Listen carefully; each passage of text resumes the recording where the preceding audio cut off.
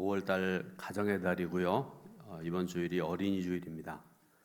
성도 여러분의 가정, 자녀들에게 하나님의 축복이 임하시기를 축원합니다. 2026년 대한민국은 초고령 사회, 저출산 시대를 동시에 맞이하고 있는 그런 나라입니다. 초고령 사회는 65세 이상 인구가 전 인구의 20%를 넘어가는 그런 사회를 말해 초고령 사회 이렇게 얘기를 합니다. 2024년에 이미 대한민국이 초고령 사회에 진입을 했습니다. 그리고 저출산 시대를 말하는데 지난주에 제가 이제 걸어가면서 라디오를 들었었는데 다시 한번 인터넷으로 확인을 했습니다. 2026년 3월에 전국의 초등학교에서 신입생이 하나도 없는 학교가 210개 학교입니다. 서울, 경기는 제가 찾아본 바에 의하면 서울, 경기는 없고요. 서울에서 먼 지역일수록 신입생들이 없는 학교가 더 많습니다. 그래서 부모님들은 자녀를 키우는 일에 최선을 다합니다. 특히 자녀 교육에 대한 열정이라는 것은요, 세상에 어떤 나라도 넘볼 수 없는 열심을 넘어서 특심에 가까운 그런 상황입니다. 그런데 중요한 것은 자녀를 얼마나 열심히 키웠느냐 하는 것이 아니라 자녀가 하나님께서 복을 주시는 영적인 약속의 땅에 도달했는가 하는 것이 중요합니다. 오늘 우리가 읽은 신명기 6장 1절부터 9절 말씀 중에서 특히 3절 말씀 중에도 보니까요, 이스라엘아 듣고라고 말씀을 시작하고 있고요. 그리고 4절에도 보니까 이스라엘아 들으라는 말씀으로 그 유명한 쉐마의 말씀을 시작하고 있는 것을 볼 수가 있습니다. 성경에는 특별히 자녀를 약속의 땅으로 인도하신 하나님의 말씀이 있습니다. 그리고 우리에게 이 말씀을 들으라 이렇게 말씀을 하십니다.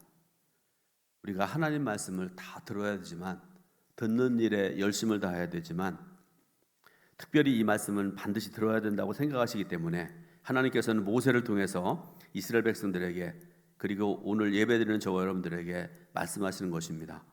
그리고 여러분, 이 말씀은 자녀를 복된 길로 인도해야 될 부모에게 주시는 특별한 말씀, 우리가 이걸 가리켜 우리가 특명 이렇게 얘기하잖아요. 특명이기도 하고 그렇습니다.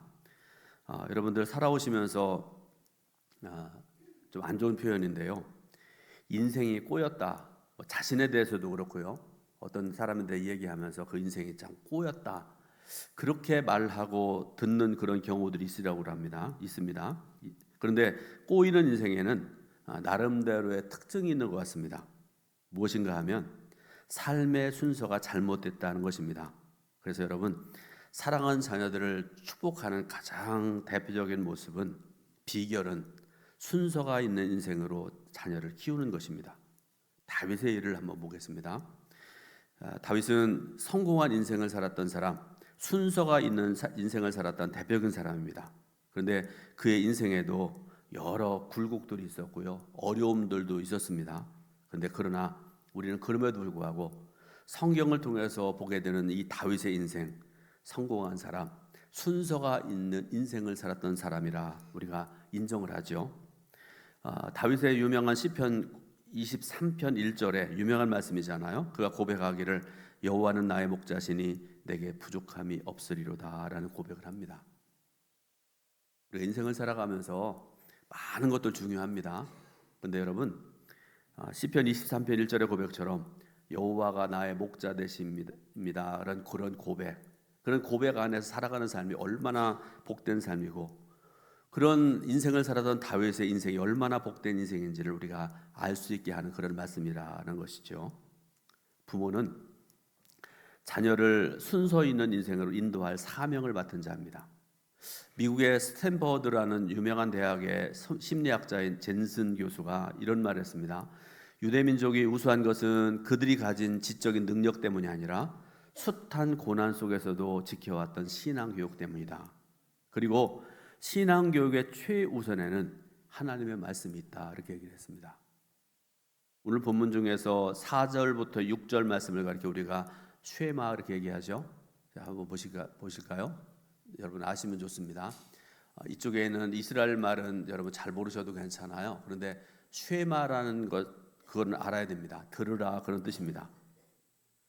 무엇을 듣고 무엇에 순종하라는 말씀일까? 4절, 6장 4절 말씀, 짧은 말씀인데요. 같이 봉독해 올립니다. 이스라엘아 들으라, 우리 하나님의 여호와는 오직 유일한 여호와시니. 아멘. 자, 그러므로 여러분, 우리 하나님의 여호와는 오직 유일한 여호와시다라는 사실, 이 진리의 말씀을 들으라라는 그런 말씀입니다. 이 구절의 원어를 문자적으로 여러분, 저는 히브리어를 한 학기 배웠고요. 히브리어를 많이 공부를 못했습니다. 그래서 원어를 해석하고 번역하고 할 능력이 좀 부족합니다. 그래서 구약학자의 그 해석과 연구 결과를 번역하면 이 6장 4절 말씀은 여호와 우리 하나님 여호와는 하나, 그런 뜻입니다. 여호와 우리 하나님 여호와는 하나. 모세는 이스라엘 백성들을 향해서 자신이 하는 말을 잘 들으라고 권면합니다. 그가 집중해서 이스라엘 백성들에게 선포한 것은 다른 것 아니라 이겁니다. 우리 하나님 여호와는 오직 유일한 여호와시니라는 매우 단순한 진리였습니다. 그러나 이것이 의미하는 바는 근원적인 것이고 너무나 중요한 것입니다. 왜 그렇습니까? 이 말씀이 바로 우리 신앙, 우리 인생의 출발점이기 때문에 그렇습니다. 약속하신 번성을 이루는 강함이라는 것은요, 우리에게서 나오지 않습니다. 어떤 상황과 조건 속에서도 약속으로 번성을 이루시는 분은 전능하신 하나님 한 분밖에 없으세요. 우리의 힘과 능력으로 안 됩니다. 그러므로 이 어린이 주일에 우리가 들어야 될 말씀, 하나님께서 내게 주신 자녀들, 여러분, 우리 자녀들은 두 종류의 자녀가 있다고 제가 자주 말씀드리잖아요. 하나는 영적인 자녀, 우리 육적인 자녀들입니다. 어머니들 자주 하는 말씀이 내가 배 아파서 낳은 자식, 그렇게 얘기하잖아요. 그런 우리 자녀들이 있고요. 또 하나는 영적인 자녀들이 있습니다. 우리 교회 학교, 유치부, 초등부, 청소년부, 청년부. 우리 자녀들을 향한 양육이 어떠해야 될 것인지를 말씀을 들으면서 깨닫고 함께 은혜 받으려고 합니다. 첫 번째로 우리가 알아야 될 것이 뭔가 하면, 자녀는 하나님의 형상이라는 것을 우리가 반드시 알아야 됩니다. 하나님의 형상. 이것은 부모된 우리가 반드시 기억해야 될 것입니다. 하나님께서 우리 한 사람 한 사람이, 우리 동천감리교회는 모든 성도들 한 사람 한 사람이 하나님의 형상이라 이렇게 말씀하시잖아요. 그렇다면 우리에게 허락하신 자녀들도 하나님의 형상이라는 사실에 틀림이 없고요, 하나님의 형상을 담고 있는 소중하고 존귀한 존재임에 틀림이 없습니다. 그러므로 사랑하는 자녀를 하나님의 형상으로 바라보기 시작할 때 우리의 자녀를 향한 시선과 태도, 언행은 분명히 달라져야 됩니다. 제가 일부에도 말씀드렸는데요, 저 어렸을 때 저희 옆집에 저보다 한 살 더 먹은 집에 그 어머니가 자녀들에 대해서 말을 함부로 하는 그런 어머니가 있었습니다. 이 왼수 같은 놈, 년 막 이러면서 막 욕을 하셨어요. 제가 고등학교 졸업하고 이제 올라왔기 때문에 그 이후로 어떻게 된지 모르겠습니다. 진짜 그 자녀들이 그 어머니의 왼수가 되는지 뭐가 되는지 잘 모르겠습니다. 그런데 여러분, 이런 모습은 아니어야 된다, 그런 말씀입니다. 자녀를 향한 하나님의 형상으로 바라보면 아이들을 감정적으로 대하지 않을 것이고요, 화가 난다고 폭언하거나 폭행도 하지 않을 것입니다. 자녀를 하나님의 형상으로 바라볼 때 우리는 자녀를 존귀하게 대하고 그들에게 조심스럽게 말하고 그들이 거룩한 존재로 성장할 수 있도록 인도할 수 있을 것입니다. 그러나 자녀를 하나님의 형상으로 존귀하게 여기는 것이 자녀를 마치 우상처럼 섬기는 왜곡된 실천이라고 오해해서는 결코 안 됩니다. 오늘날 자녀들을 지나치게 보호하고 애지중지하는 그 소위 캥거루 부모, 헬리콥터 부모, 여러분 들어보셨어요? 캥거루가, 여러분, 어미가 새끼를 이게 뭡니까? 여기 앞에 하나님이 이렇게 만들어 놓으셨어요. 꼭 항상 여기다 넣고 다니더라고요. 캥거루 부모, 또 헬리콥터 부모. 제가 일부 때 이거 설명을 못 해가지고 내려가서 컴퓨터로 봤더니요, 헬리콥터 부모가 본 거, 미국에서 나온 얘기인데요. 헬리콥터가 이렇게 빙빙 돌잖아요. 어떤 목표를 놓고 자식 주위를 빙빙 돈대요. 권위를 세우고 간섭하고 자녀를 힘들게 하고, 그런 부모를 가리켜 헬리콥터 부모 이렇게 얘기를 합니다. 이런 부모들은요, 자녀의 학교 생활, 학원 생활에 지나치게 개입하고 대신 갈등을 해결해 주기도 하고, 심지어는 친구도 직접 선택해 준대요. 개똥이는 안 된다, 쇠똥이는 괜찮다.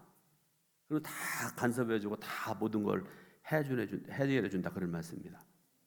자녀의 모든 일상에 지배적으로 관여하는 부모, 그런 부모를 가리켜서 캥거루 부모, 헬리콥터 부모라 그렇게 얘기를 하죠. 요즘에 많은 사람들의 입에 오르내리는 요즘 학교는요, 소풍도 못 간답니다. 부모 중에 한 사람이라도 반대만 어렵답니다. 축구나 운동도 못 하고요. 여러분 옆에 우리 학교 보면 지금 실내 체육관을 짓고 있잖아요. 저는 이거 반대인데, 제가 반대한다고 누가 거기 신경 쓰겠어요? 애들은 밖에 나가서 좀 여름에 좀 뜨거운데 좀 시커멓게 하기도 하고 그렇게 살아야 되는데 요즘에는 안 그렇다고 그럽니다. 그래서 부모가 어떤 민원을 넣는데 안 들으면 심지어는 교사를 폭행하기도 하고요. 교사를 고소하기도 하고요. 여러분들도 많이 들어서 알고 계시리라고 생각을 합니다. 다시 말씀드립니다. 자녀를 하나님의 형상으로 여기는 것은 그들에게 하나님 나라의 정체성을 심어주는 하나님 나라의 사역입니다. 그런데 안타깝게도 오늘날 많은 젊은 사람들이 하나님의 말씀을 기준으로 정체성을 세우지 못하고 있습니다. 그런데 분명한 것은 성경은, 하나님 말씀은 변함없는 하나님 의존적인 정체성을 강조하고 있다는 말씀입니다. 흔들리지 않는 하나님 말씀에 정체성의 근원을 둘 때 비로소 인간은 자기 소견에 옳은 대로 정체성을 선택하지 아니하고 진정한 자기 존재의 의미와 가치를 하나님 말씀 안에서 발견할 수 있게 된다는 말씀입니다. 결론적으로 자녀들이 하나님의 사람으로 살아갈 수 있는 비결은 하나님의 형상이라는 변하지 않는 정체성 때문에 그렇습니다. 따라서 부모된 저와 여러분들은 사랑하는 자녀가 하나님의 형상으로 지어진 너무나 소중한 존재라는 사실을 믿고 존중히 여기고 자녀에게 이 사실을 부지런히 가르쳐야 된다는 것입니다. 두 번째로, 자녀에게 그리스도인으로서의 본을 보여야 된다 이렇게 말씀을 하십니다. 부모는 자녀에게 그리스도인의 경건과 삶의 태도를 보여줘야 됩니다. 말로 보여줘야 되고요, 삶을 통해서 가르쳐야 됩니다. 모든 가정에는 가족 문화라는 것이 있습니다. 가정마다 조금씩은 다르지만 가족 문화가 따로 다르게 있다는 얘기입니다. 태도나 규칙이나 기준이나 행동 등 이런 것들을 이제 자꾸 쌓이게 되면 그걸 가족 문화라 이렇게 얘기할 수 있다, 그런 말씀이죠. 그래서 믿음의 부모, 세상적인 부모만 아니라 믿음의 부모는 반드시 두 가지가 있어야 되는데, 하나는 하나님 말씀이고 하나는 기도입니다. 이 말씀과 기도를 통해서 그리스도 중심적인 삶의 본을 보이므로 하나님 나라의 가족 문화를 만들어갈 필요가 있다라는 그런 말씀입니다. 그리고 그런 가족 문화 가운데 자녀들은 자연스럽게 그리스도 중심의 삶이 무엇인지를 배울 수 있게 된다는 그런 말씀이죠. 다시 말씀드립니다. 말씀과 기도는 단순히 성경을 읽고 기도를 하라는 그런 의미만이 아닙니다. 이것의 의미는 하나님을 만나고 그리스도를 경험하는 것, 곧 하나님께서 아버지 되심을 깨닫고 십자가의 복음을 알고 진리의 말씀으로 살고 그리스도와 연합한 가운데 지금 여기에서 하나님 나라의 백성으로 살아가는 것입니다. 여러분, 하나님 말씀을 들음이 없으면 그리스도를 알지도 못하고 믿음을 가질 수도 없습니다. 그래서 로마서 10장 17절에 유명한 말씀을 우리에게 주시는데요, 믿음은 들음에서 나며 들음은 그리스도의 말씀으로 말미암는도다 이렇게 말씀을 하세요. 또한 기도는 하나님께 자신의 소원을 비는 주문이 아닙니다. 하나님과 친밀한 교제와 소통의 통로입니다. 하나님께서 세상 모든 것과 삶의 주관자가 되심을 믿는 사람은 기도하지 않을 수가 없습니다. 기도하지 않는 것은요, 하나님이 세상의 주인 되심을 믿지 않는다는 증거이기도 하고요. 심지어는 하나님을 믿지 않는다는 것과 다르지 않습니다. 그러므로 믿음의 부모는 자녀에게 말씀과 기도를 통해서 하나님을 만나는 삶이, 하나님의 은혜가 어떤 것인지를 삶을 통해서 보여줘야 된다, 그런 말씀입니다. 감리교 창시자가 존 웨슬리 목사님이신데 영국을 완전히 변화시킨 분이세요. 18세기의 영국, 타락한 영국을 거룩한 영국으로 변화시킨 사람입니다. 그런데 존 웨슬리의 어머니 이야기 여러분 들어보셨어요? 이름이 수산나입니다. 신앙심이 매우 깊은 분, 기도하는 분, 지혜로운 사람으로 알려져 있는 그런 분이 있습니다. 이분이 자녀를 19명을 낳았는데요, 대부분이 다 일찍 죽었습니다. 성인이 될 때까지 살았던 자녀가 6명입니다. 나머지는 다 죽었어요, 어렸을 때. 그런데 6 자녀들 중에 3 아들은 목사가 됐고요, 딸들은 훌륭한 교육자가 되고 훌륭한 믿음의 사람으로 이렇게 잘 키웠는데, 그 아들 중에 찰스 웨슬리라는 그 아들은요, 유명한 찬송가 작사자입니다. 100편이 넘는 찬송가를 지어서 성도들의 마음을 감동케 했던 유명한 분이세요. 자, 수산나가 자녀들을 키우는데 매우 엄격하면서도 관대하고 예의를 존중히 여기게 자녀를 키웠습니다. 아이들이 말을 시작하기 전부터 주기도문을 가르쳐서 잠자기 전에 깨어날 때 주기도문을 고백하도록 했습니다. 또한 걸음을 걷기 전에 이미 주일과 다른 날을 구별하는 것이 무엇인지 예배 시간에는 조용히 하도록 가르쳤고요, 만 5세가 되어서 글을 알기 시작했을 때부터는 창세기 1장부터 성경을 가르치는 그런 가르침을 했습니다. 그리고 아침과 저녁 공부를 시작하고 마칠 때 시편을 노래하는 습관을 길러서 하나님을 찬양하고 경배하는 마음을 갖도록 어머니가 자녀들을 가르쳤다라는 그런 말씀입니다. 그래서 후일에 존 웨슬리가 자신의 여러 가지 신앙 관습들을 아직까지 지켜지고 있는 것에 대해서 하나님께 감사했고요, 어머니의 신앙 가르침 때문에 내가 이런 삶을 살았다 고백을 했다는 유명한 이야기입니다. 자녀는 교회 학교 교육 이전에 가정에서 부모로부터 가장 먼저 신앙생활을 배웁니다. 잠언 22장 6절 말씀을 같이 읽습니다. 잠언 22장 6절, 마땅히 행할 길을 아이에게 가르치라. 그리하면 늙어도 그것을 떠나지 아니하리라. 아멘. 사랑하는 여러분, 여러분의 신앙의 가르침 그리고 그리스도인으로서 본을 보이는 삶을 통해서 여러분의 사랑하는 자녀들이 웨슬리 같은 훌륭한 믿음의 사람으로 그리스도인으로 자라날 수 있기를 주님의 이름으로 축원드립니다. 3번째로 자녀를 향한 하나님의 섭리와 목적을 발견하고 그것을 지원해야 됩니다. 가정은 가족 구성원에게 가장 기본적인 돌봄과 지지 그리고 안정감을 제공하는 공간입니다. 그런데 많은 가정들이 가족 구성원들 간의 갈등을 경험하고 상처를 주고받고 그렇게 살아간다고 알려져 있습니다. 그러므로 여러분, 믿음의 부모는 부모 세대의 갈등과 상처가 자손들에게 대물림되지 않도록 서로 돌아보고 치유할 수 있어야 됩니다. 여러분, 하나님께서 내게 배우자를 허락하셨는데 내게 허락하신 이 배우자, 나를 통해서 배우자에게 보여주기 원하시는 하나님의 섭리와 뜻과 은혜가 분명히 있습니다. 왜 하나님께서 나에게 이 아내를, 내 남편을 허락하셨는가? 기도하시면서 깨달으시고요, 하나님의 뜻을 발견할 수 있어야 됩니다. 또 하나님께서 내게 자녀를 허락하셨다고 그러면 그 사랑스러운 자녀가 경험하기 원하는 하나님의 뜻과 섭리가 있고 은혜가 분명히 있다라는 그런 말씀입니다. 그런데 많은 부모들이 자녀들의 성적, 대학 진학, 취업, 경제적으로, 사회적으로 성공하고 이런 것들을 삶의 제1의 가치로 생각을 합니다.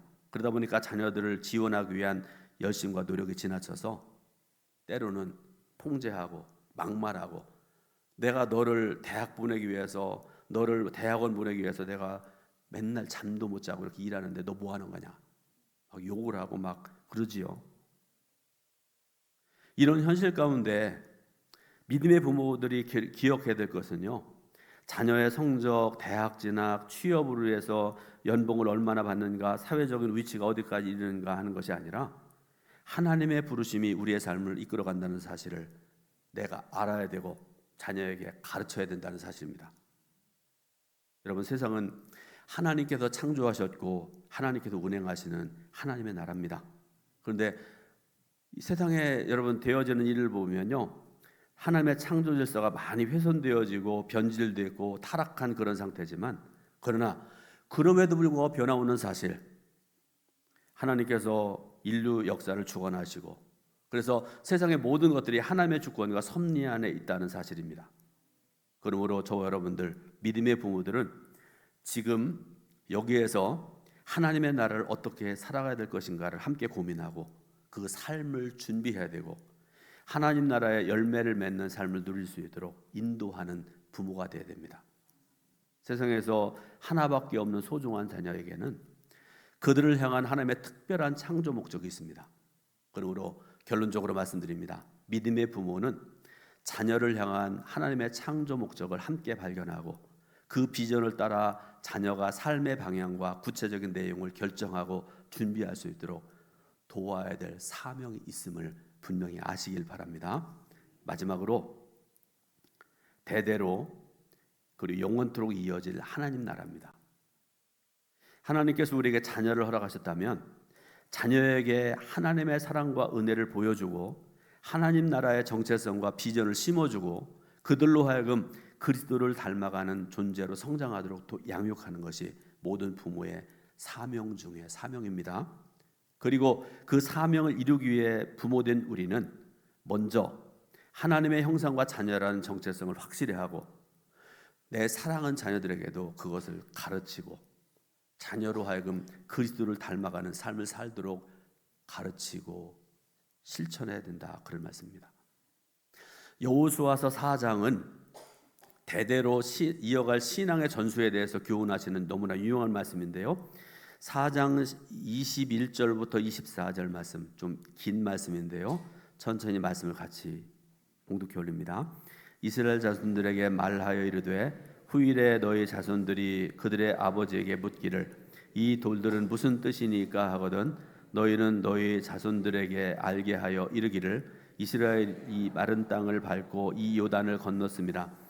너희의 하나님 여호와께서 요단물을 너희 앞에서 마르게 하사 너희를 건너게 하신 것이 너희의 하나님 여호와께서 우리 앞에 홍해를 말리시고 우리를 건너게 하심과 같았나니 이는 땅의 모든 백성에게 여호와의 손이 강하게 하신 것을 알게 하며 너희가 너희 하나님 여호와를 항상 경외하게 하려 하심이라 하라. 아멘. 좀 긴 말씀인데요, 말씀의 내용인즉슨 그렇습니다. 이스라엘 선조들의 삶을 통해 다음 세대가 하나님의 전능하심을 알고 하나님을 경외하는 세대가 되며 나아가 땅의 모든 백성이 하나님께서 구원자가 되심을 알고 경외하도록 하나님께서는 이스라엘을 택하셨고 홍해와 요단을 가르고 건너게 하셨다라는 그런 말씀입니다. 결론적으로 말씀드립니다. 오늘도 신실한 믿음으로 살아가는 성도의 삶은 자녀들에게 하나님의 영광을 드러내고 하나님을 향한 경외가 무엇인지 보여주는 살아있는 복음의 증거가 됩니다. 이런 믿음이 여러분 모두에게 그리고 자손 대대에 이어질 수 있기를 예수님의 이름으로 축원드립니다. 기도하겠습니다. 하나님의 은혜와 크신